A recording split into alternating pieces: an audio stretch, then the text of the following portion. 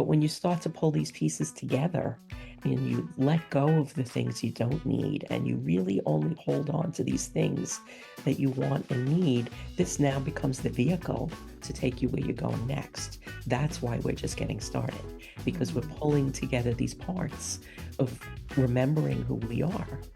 Hello, you are listening to the Late Bloomer Living podcast.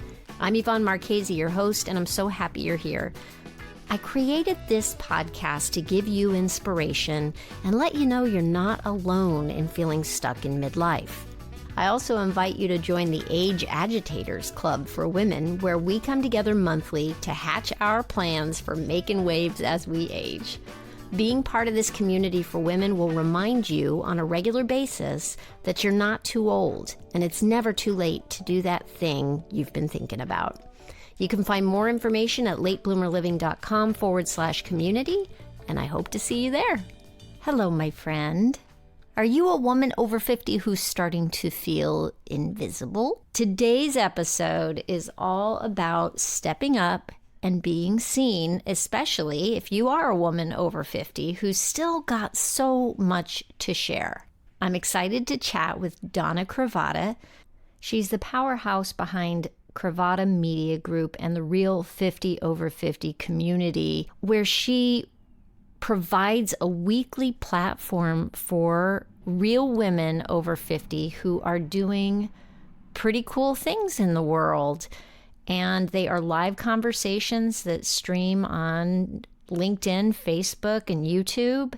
And she's providing this space for women to be visible. And Donna and I are going to be talking about why now is the perfect time to be vocal and visible, whether you're running your own business or simply passionate about sharing your story with the world or sharing your knowledge, your skills, your experience.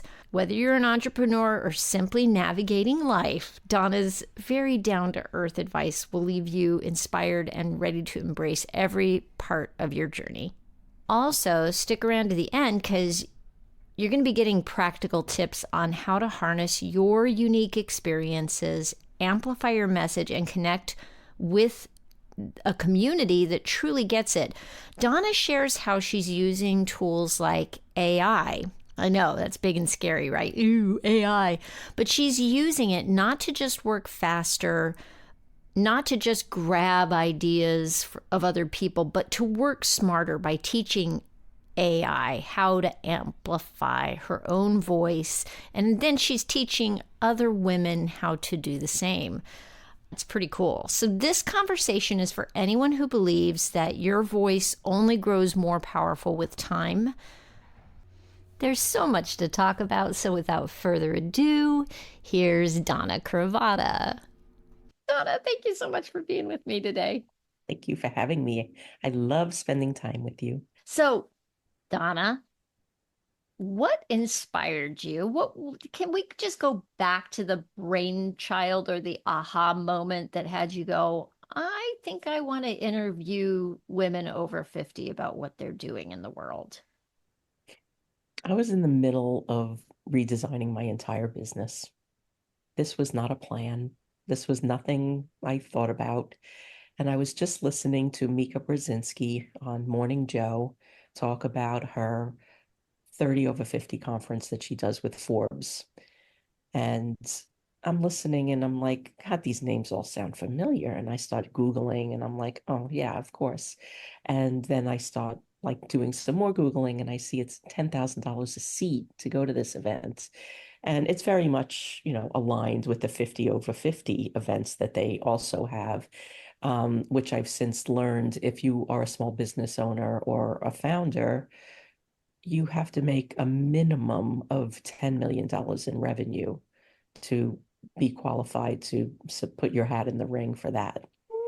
So I'm sitting there and I'm going, she's kind of missing the boat here. There's a lot of people that just are not qualified to be in their club. And I started to make a list mentally in my head of women that I personally know who are over 50 and that they're really doing good work in the world and nobody knows about them. So then it started to be too much to hold in my head, and I got a pen and paper. And in 15 minutes, I had a list of 50 people that I personally knew, women over 50. So I started to reach out to the 50 women on my list. And I just said, if I interviewed you, would you want to be interviewed? Like nothing formal. I'll just do a live stream. And within 2 weeks, I had 40 interviews booked. We had I think it was the 95th interview this week and our 12th panel this month. And we've got interviews all the way into June booked and ready to go. Wow. And one is better than the next. I mean, all of these incredible stories, people that are connecting with each other in different ways. Even if they've known each other before, they have like this renewed spirit to connect. And the interviews are unstructured, they're conversations. And it's just been an amazing experience. I've learned Crazy, so right? much. And Yeah. I love that just off the bat, you knew 50 women without even having to do research. That's amazing. And have you found that the more you talk to these women who are up to something good in the world, you keep finding more and more and more. And for me, it's like finding evidence that it's not all over yeah, after 50, that it yeah, is that we're not we're done. just getting started. Yeah. Because, well, first, I just want to say before we kind of go off into another direction, we're at 127 women now, and everybody is either somebody that I know personally or somebody that I was introduced to. Except there may be one or two that kind of snuck in there through Google. But for the most part, it's all people that I know or somebody that they know. And I've had like several experiences like that where just like this total, like you couldn't make it up scenario of how people connected through the show. And then like I'll get bingers. I'll get somebody that reaches out to me, said I had a 7 hour drive and I listened to all of your interviews. And it just feels really good because when people just show up, like, with the kindness in their heart and the kindness in their eyes, and they share their story, they share their experience, they share their knowledge simply because they want to. Yeah, It makes an impact. absolutely. I don't know where it's all going, but the thing that gets me excited is when people connect. What, so you just said you don't know where it's all going. So I'm going to ask you a question. How has it changed you since you started doing this? Is there anything that you can point to that has changed in your life? I think that this is not just for me. I think that this is kind of like an overarching theme, but I think it really has grown confidence in people because they don't feel alone. They don't feel like they're the only one doing this. They don't feel like they're the only one that has experienced something. Everyone's story is really individual and unique, but there are a couple of common themes. One is being in your 50s is pretty much the same as being a teenager again. Yes, it's like the second adolescence, right? It really is. It's like, the flip side of puberty. And when you hit 60, there's this lull. I just turned 60, and it is really true. There are quite a few women in the community that are well into their 70s, and they're like 50s. They'll get Okay, through that. tell me more about this because I'm still in my 50s, Donna. So I'm 56 and I think about being sick in my 60s and I wonder what's coming down the pike. I don't know. Um, well, you just really care less and less about what people think. Oh, I like And that. you That's something to look forward to more. yeah, and Yeah.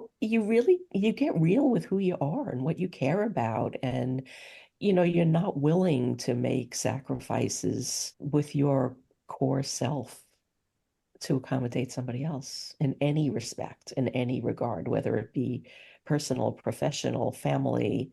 It's just there's not enough space for that anymore because you're so busy just being yourself.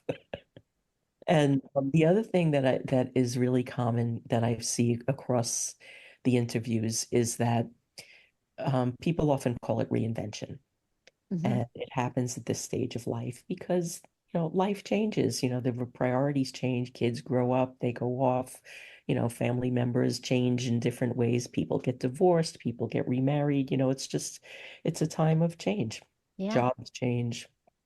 And what I've learned between the work that I do and doing these interviews is when we have the time and the space to think about what we put down, what we put aside, what we said no to for years because we were busy taking care of somebody else or Mm-hmm. accommodating somebody else, those were parts of ourselves that we forgot about.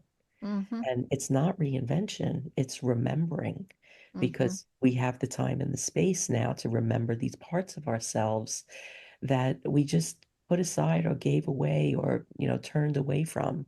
And that entire time that you were not honoring those parts of yourself, you weren't fully there. And there are gaps. And this is why the business didn't work, the relationship didn't work, because you weren't fully present as you. But when you start to pull these pieces together and you let go of the things you don't need and you really only hold on to these things that you want and need, this now becomes the vehicle to take you where you're going next. That's why we're just getting started, because we're Mm-hmm. pulling together these parts of remembering who we are. Hey, let's take a quick break because I've got something fantastic to share with you. Have you ever thought about what it really means to live your best life? Well, my dear friend Lou Blazer has, and she's sharing her discoveries in her weekly newsletter called We're All Getting Older. It's a newsletter for anyone exploring personal growth, intentional living, and embracing joy, especially in midlife and beyond. Lou has this wonderful obsession with the idea of dying happy, and she shares her insights on how to make the most of our lives right now every week. I look forward to opening her emails every week because it's filled with inspiration and actionable ideas. If that sounds like something you'd love too, you got to check it out. Signing up is super easy. Just head over to loublazer.com. That's LOUBLASER.com. And you can do it there. Trust me, you'll thank yourself for it. And now, back to our regularly scheduled programming. Okay, so let's change gears. Let's talk about this AI thing that people are so Mm. scared of. Because you're doing a lot with AI. Well, when it came out, when ChatGPT came out, I had just finished creating a course that I was going to launch on December 5th, and ChatGPT came out on November 30th. So the course that I just built was irrelevant because ChatGPT changed all of it. So, Can you back up for just a second because I want people to understand where we're going with this. Your work is in publicity. The course that you created, can you just talk about what that was supposed to be about and well, why this it was was this irrelevant? because it was about creating content and some of it was related to SEO, search engine optimization. Some Mm-hmm. of it was about finding media opportunities, and a lot of that entails online research. So these AI tools make online research easier. So I Okay. had gone through I all of got the that. old methods of searching for things Ah, online, yeah. and the AI tools make all of that so much easier. But I didn't really know how it worked. I Mm-hmm. didn't know what the limitations were, and I needed to figure that out before I could sell this to anybody, before I could teach this to anybody. And it was hard because every time I thought I had it, I'd go to bed feeling good and I'd wake up in the morning and somebody spun all the plates because it was totally different than it was the day before. Wow. So that was like a good year of, just trying to figure out how do these pieces go together? And I'm still figuring it out. I had to build it in a way that it was agile and always ready for a change. Wow. And that was a So, lot. I'm thinking about somebody who might be listening right now and thinking, why bother? Why bother keeping up with this? Like, how can you possibly? It You starts don't to have a feel that choice. way, right? Like, You don't have a choice. everything moves so fast with. This is the other thing I had to figure out. First, I had to figure out who I wanted to learn from. And I only learned from a handful of people. And my criteria is, did you do this before ChatGPT came out for years? Mm, And those are the people I learned from. hmm. Wow. Because this has been around for years. I mean, if you use a GPS, if you look on Amazon and when it says, if you like this, you'd like this too. That's all AI. But here's the thing that I feel really strongly about. There are a lot of opportunities to buy things of like press this button and do 7 years of marketing in 12 seconds. If it sounds too good to be true, it probably is. Hmm. The tools change constantly, and the way you interact with the tools needs to change too. So you really need to understand, you have to have a basic knowledge of how they work. Who are you buying these things from? And the other piece is if somebody is setting up the parameters on the back end of what these tools can deliver to you, you're getting shortchanged because it may be faster, it may be more productive, it may give you some things that you don't want to figure out. But as owners of businesses, we need to make a commitment to learn these things because, like, for me, using these tools, the best thing that happens is when it makes me learn something I didn't know before or shows me a different direction. Like I worked with it to do this whole email campaign about 5 ways to grow your visibility fast. And, it gave me pages and pages and pages and pages of stuff. I didn't use any of it. I used one line. Hmm. The one line was steal your own content. And because I found that one line, I went back and recrafted the entire thing that I was building. I could have taken all of this stuff it gave me, copied and pasted it in different places, and had this whole campaign set up with emails and follow-ups and social posts, Hmm. and it would have taken me about an hour. Yeah. But I went back and took And that then one you're just line. like everybody else because then Exactly. everything's the Exactly. same out in the world. Yeah, and what people are doing is they're viewing these tools as an easy fix. It's going to do something I don't want to do, or I'm going to be more productive. And Hmm. it'll do all of those things, Hmm.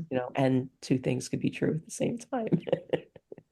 So the approach that I take is how can I work with these tools to make what I'm doing better, not faster? Faster is going to happen. I'm not putting my focus on faster. I'm putting it on better. Can Hmm. I learn something I didn't know before? Or can you take what I am creating and make it better? And when you come with that approach, the tools rise up to meet you. And and you're bringing your own intelligence, you're bringing your own wisdom, your own experience.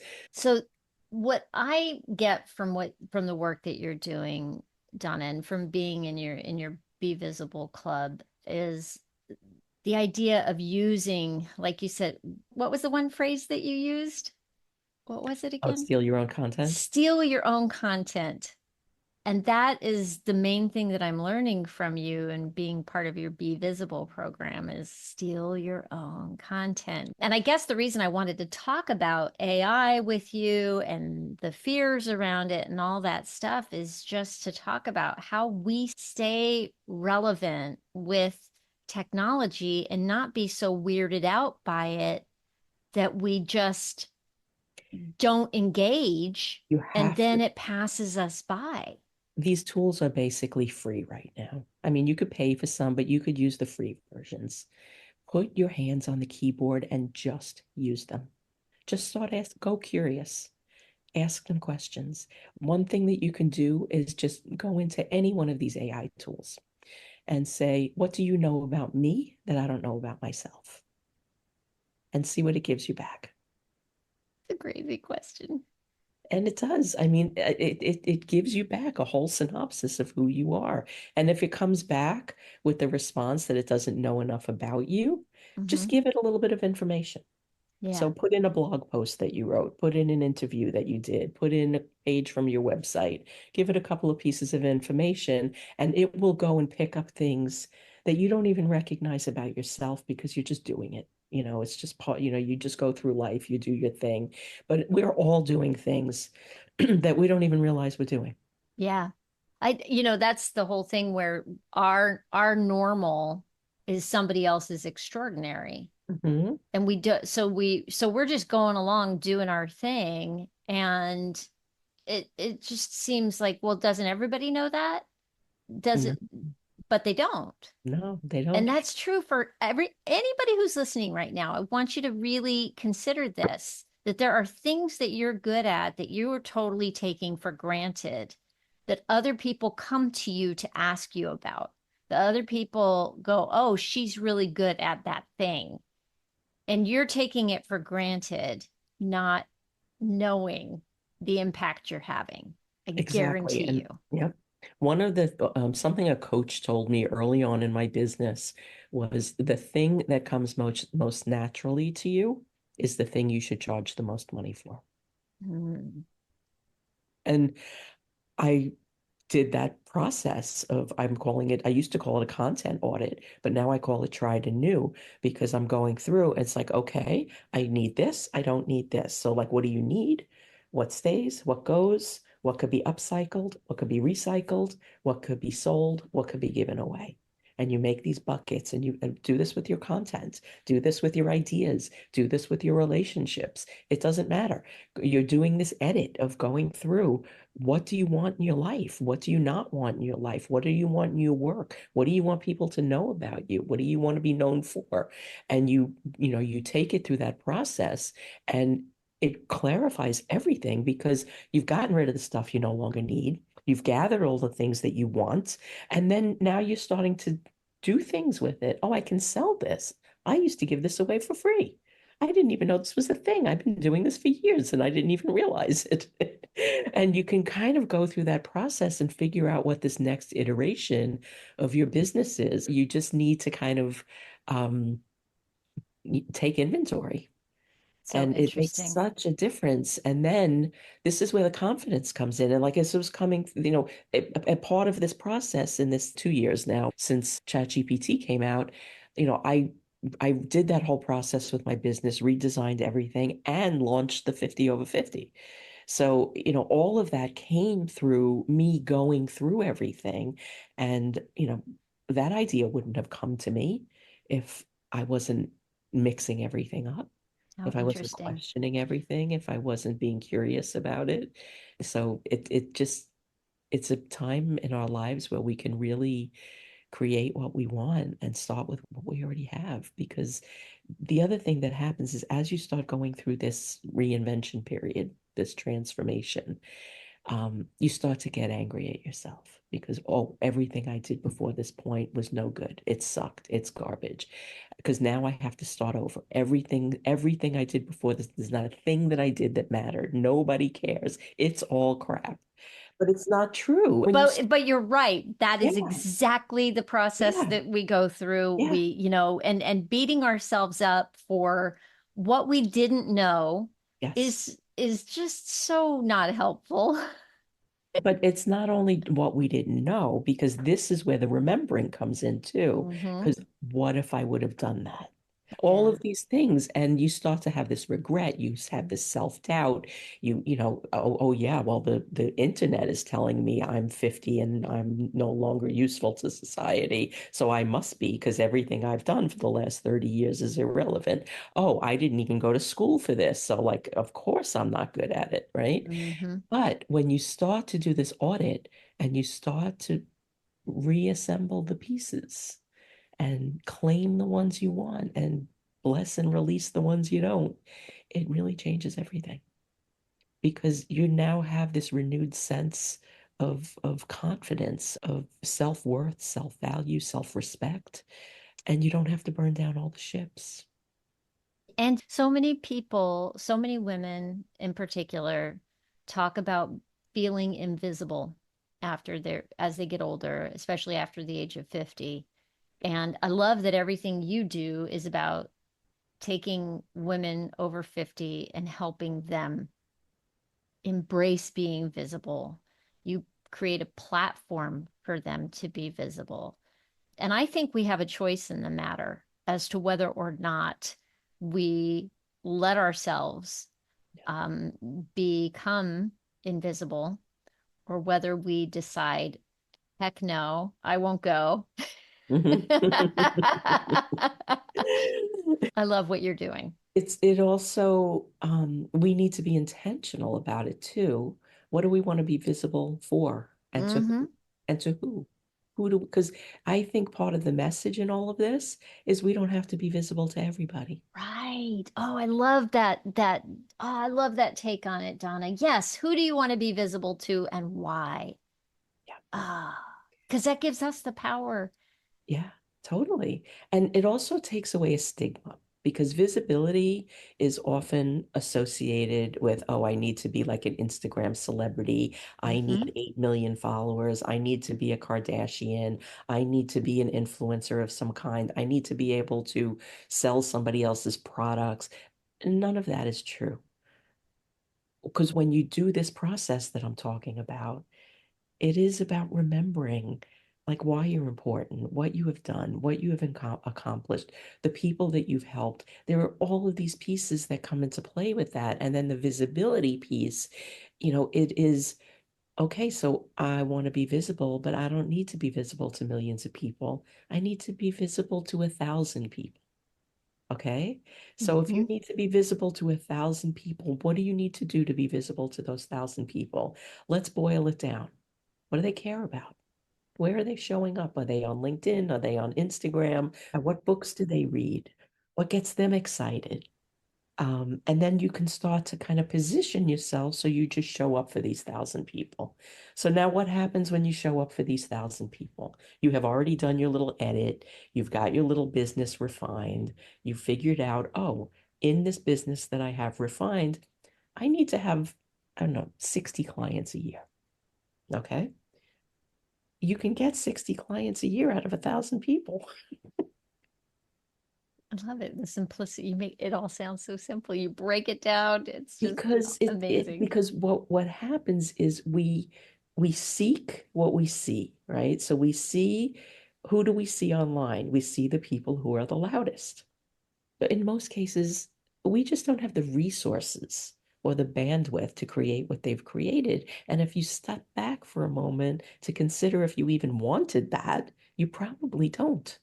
Because what you would have to do to get there is more than you want to put into it, you know? Like Right. you see these big launches and they're telling you they're, 7 figures and 8 figures and they did this and they did Yeah. that, but they're not telling you one, what it cost to create that, two, the profitability margin. Mm-hmm. And the Most burnout factor. total The burnout burnout factor. factor of just churn and burn. But when you get intentional, and you figure out, okay, this is who I am, this is what I offer, this is who it's for, this is where I can find them, this is what I need to say, this is what's going to capture their attention. That's what you focus on instead of that big thing that's really unattainable. You always blow my mind, Donna. Always. Always. We're just getting started. I love it. Thank you so much for being here today. How can people find you if they want to connect with you or learn more about you? I'm on LinkedIn mostly these days as far as social goes, and just go to my website. It's cravottamediagroup.com, and everything is there. All right. Great. Thank you so much. Thank you. Well, there you have it. Thank you so much for hanging out and listening today. I hope you got some real value from this chat with Donna Cravotta about being seen and heard after 50. And remember, this isn't just for business owners, it's for anyone who's got a story worth sharing and knowledge worth sharing. Donna's down to earth tips remind us that our voices only get stronger with time, and using tools like AI can help us spread our message even further. And I have a challenge for you, if you're up for it, should you choose to accept it. Pick one idea or tip from today's episode and put it into action this week, whether it's reaching out to someone, sharing your story in some way, trying one of those AI tools to boost your voice. And if you want to connect with Donna, you can get in touch with her through Cravotta Media Group. That'll be in the show notes for you. Oh, and here's a bonus for you. Donna is turning the tables on me today. Well, this podcast goes out on March 5th of 2025. And Donna is going to be interviewing me live at noon Eastern Time as part of her Real 50 Over 50 podcast. You can catch that conversation live on LinkedIn, Facebook, or YouTube. And if you miss the live conversation, you can watch the replay later. And you can find the links to that to listen in the show notes. So thanks again for being here with me. Remember, always be blooming and bloom like you mean it. See you next week.